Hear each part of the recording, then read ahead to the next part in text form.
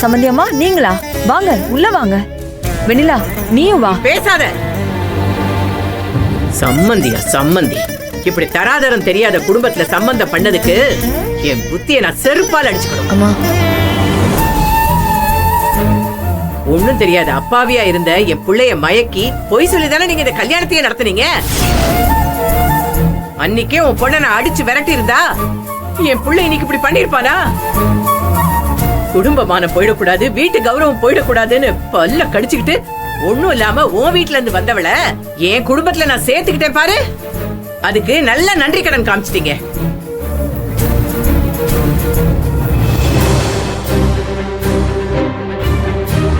சம்பந்தி அம்மா நீங்க எதுக்காக இவ்வளவு கோவமா பேசுறீங்கன்னு தெரியல. எதுவா இருந்தாலும் வீட்டுக்குள்ள வந்து பேசுங்க. எல்லாரும் பாக்குறாங்க. பாக்கட்டும், நல்லா பாக்கட்டும். உன் குடும்ப லட்சணம் என்னன்னு இவங்க எல்லாருக்கும் கூட தெரியட்டும். கேளுங்கம்மா, எல்லாரும் நல்லா கேட்டுக்கங்க. என் பையன் பேங்க்ல ஆபீசரா வேலை பார்த்தவன். இவங்க பொண்ண கல்யாணம் பண்ண நேரம் அவனுக்கு வேலை போச்சு. அவனை கொலைகாரனாக்கி இவங்க எல்லாம் சேர்ந்து அவனை ஜெயிலுக்கு அனுப்பிட்டாங்க. அம்மா என்ன பேசணும்னு வந்த இப்ப என்ன பேசிட்டு இருக்க? நீ விடுறி, எல்லாருக்கும் தெரியட்டும்.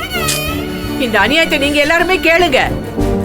இதோ நிக்கிறாளே இவங்க கடைசி பொண்ணு, அவளை டாக்டர் ஆக்க போறாங்களா? ஆக்கட்டும்.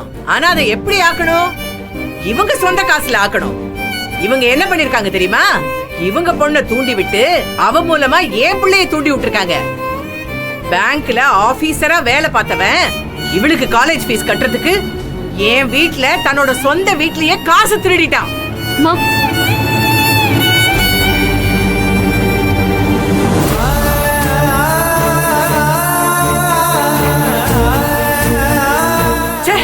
இவ வீட்டுல சம்பந்தம் பண்ணதுக்கு என் பிள்ளைய திருடனா ஏன் முன்னாடியே நிக்க வச்சிட்டாங்களே. சம்பந்தி அம்மா அபாண்டமா பேசாதீங்க. என்னது அபாண்டமா பேசுறேனா? பொண்ண நல்ல வசதியான வீட்டுல கட்டி கொடுத்துட்டு அந்த வீட்டு காசை சுரண்டி தின்னுட்டு நீங்க வசதியா வாழ்வீங்க. அத நாங்க சொன்ன அபாண்டமா? ஏதோ இத்தனை நாளா போதும் போதும்னு நானும் அமைதியா தான் இருந்தேன். என் பிள்ளைய திருடனா என்ன பார்க்க வச்சிட்டீங்கல்ல. கம்பீரமா இருந்த என் புள்ள என் முன்னாடி தலை குனிஞ்சு நின்ன கோலத்தை நினைச்சா ஐயோ பெத்த வயிறு எரியுது. நீங்கெல்லாம் நல்லாவே இருக்க மாட்டீங்க. என் வயிற்றுச்சல் உங்களெல்லாம் சும்மாவே விடாது.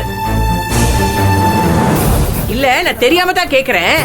பிள்ளைங்களை வளர்த்து ஆளாக்கி கட்டி கொடுக்க வக்கு இல்ல, எதுக்கு பெத்துக்கணும்? சம்பந்தியமா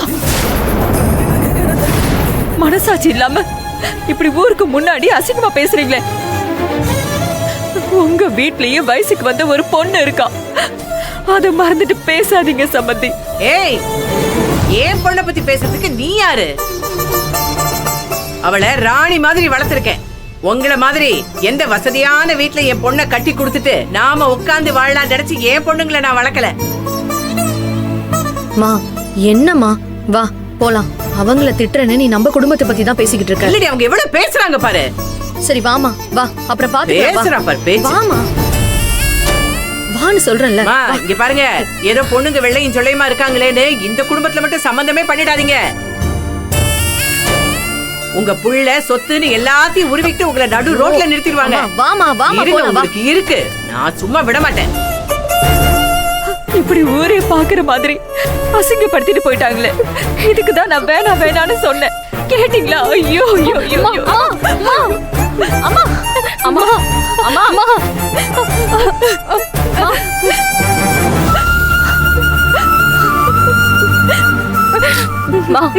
நீ ஏமா அழுற? மாமா அந்த மாதிரில செய்யறவர் இல்லம்மா. இவங்க ஏதோ நாடகம் போடுறாங்க. அது ஊருக்கு தெரியுமா? நம்மள தானே தப்பா நினைப்பாங்க. கொஞ்சம் கூட யோசிக்காம பேசிட்டு போயிட்டாங்களே. மகா நமக்கு உதவி செஞ்சாலே அவங்களுக்கு பிடிக்கல. ஏதாச்சும் பிரச்சனை பண்ணுவாங்கன்னு நான் தான் சொன்னேனே. யாருமே காது கொடுத்து கேட்கவே இல்லையே. மகா என்னென்னமோ பேசி என் மனச மாத்திட்டாளே. நம்மளே இவ்வளவு பேச்சு பேசுறாங்கன்னா மகாவை என்னெல்லாம் பேசிருப்பாங்க. என் பொண்ணு இந்த வீட்டு சுமையை எவ்வளவுதான் தாங்குவா? எவ்வளவு வார்த்தையை தான் தாங்குவா. அவன் மனசு எப்படி துடிச்சு போய் கிடக்குறானே தெரியலையே. ஏங்க இப்படி எங்களை தவிக்க விட்டுட்டு போயிட்டீங்க? மா,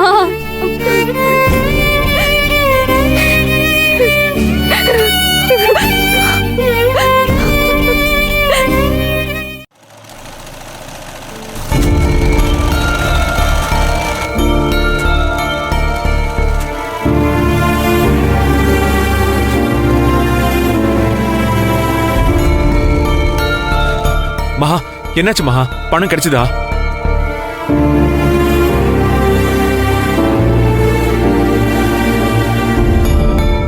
அண்ணா, பணம் கிடைக்கல, தரேன்னு தான் சொல்லியிருந்தாரு. ஆனா லாஸ்ட் மினிட்ல அவருக்கு ஏதோ எமர்ஜென்சின்னு சொல்லிட்டாரு.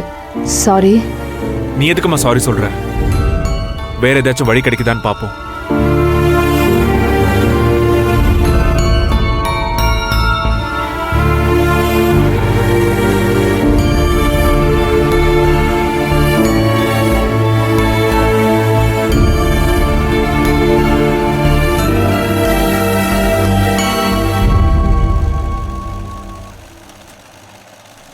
கிட்ட இருக்கிறப்போ பேசாம இப்ப போனதுக்கு அப்புறம் மட்டும் எதுக்கு திரும்பி பார்த்துட்டு இருக்க?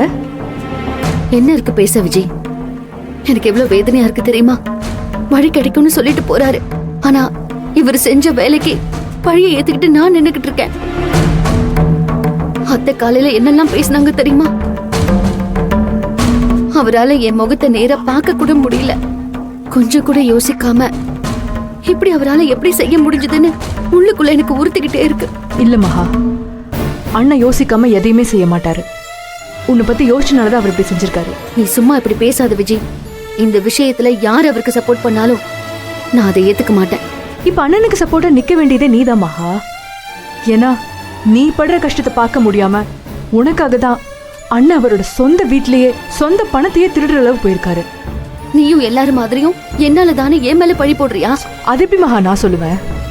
அவங்க உன் மேல பழி போடுற விஷயமா அதை பாக்குறாங்க. ஆனா நான் உங்க 2 பேர்த்துக்கு நடுவில் இருக்கிற பாசமா தான் இதை பாக்குறேன். நீயே யோசிச்சு பாரு, எந்த புருஷனாவது, அதுவும் செல்வண்ண மாதிரி ஒரு நல்ல மனுஷன், நம்ம மேல திருட்டு பழி விழுந்தாலும் பரவாயில்ல, பொண்டாட்டியோட கஷ்டம் எப்படியாச்சும் சரியான போதுன்னு நினைப்பாங்களா மகா? ஆனா செல்வண்ண நினைச்சிருக்காரு. அதுவும் உன் குடும்பத்தை அவர் தான் குடும்பமா நினைக்கிறதாலதான் இந்த அளவு ரிஸ்க் எடுத்திருக்காரு. நீ இவ்ளோ கோவப்படுறியே, உன் அண்ணன் எப்படி கல்யாணம் பண்ணிக்கிட்டாரு? அப்படி என்னென்னமோ போய் சொல்லியாச்சும் உன்னை எப்படியாச்சும் கல்யாணம் பண்ணணும்னு நினைச்சாருல. உன் மேல எவ்வளவு அன்பும் பாசமும் அவருக்கு இருக்கணும் மகா.